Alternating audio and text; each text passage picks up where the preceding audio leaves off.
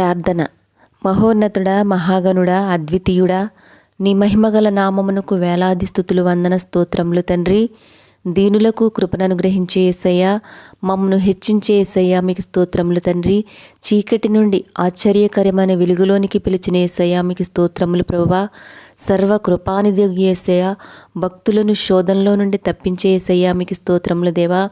అయ్యా, గడిచిన రోజంతా నీ అమూల్యమైన హస్తాల క్రింద భద్రపరిచి మరొక శ్రేష్టమైన దినము మాకు ఇచ్చినందుకు మీకు కృతజ్ఞతలు ప్రభువా. అయ్యా, కొందరు మిమ్మల్ని విడిచి వేరొకరిని ఆశ్రయిస్తున్న బుద్ధిహీనుల కన్నులు తెరవండి ప్రభువా.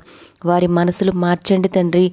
స్నేహితుల బలవంతం, మొహమాటం వలన అన్యులను ప్రేమించి వారి కొరకు అన్యదేవతల చుట్టూ తిరిగి వారు అనేకులు ఉన్నారయ్యా. వారికి జ్ఞానం పుట్టించండి తండ్రి.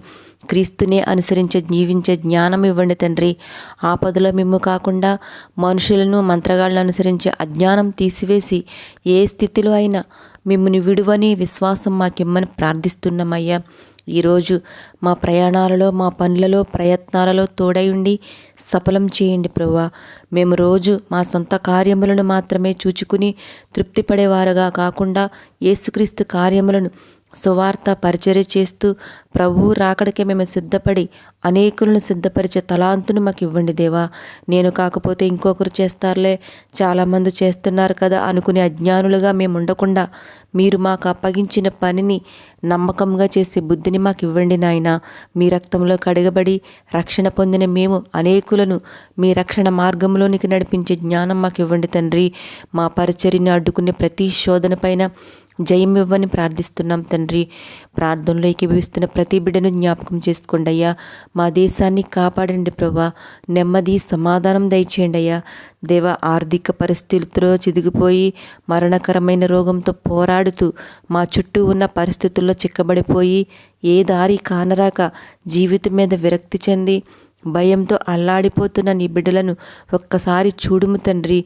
నిన్ను గుర్తు ఎరుగకుండా మీకు వ్యతిరేకమైన కార్యాలు చేసి అజ్ఞానముతో, అవిధేయతతో, భయములేని జీవితం జీవించి ఎవరైతే మరణంతో పోరాడుచున్నారో ప్రతి ఒక్కరిని దర్శించుం తండ్రి.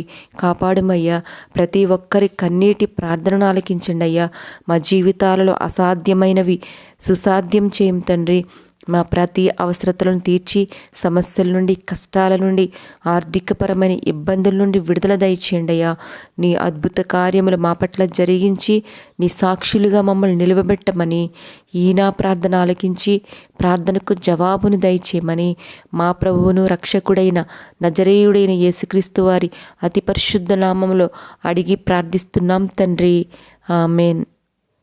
మన ప్రభువైన యేసయ్య కాపుదల, దీవెన, ఆశీర్వాదము మనందరిపై ఉండునుగాక. ఆమేన్.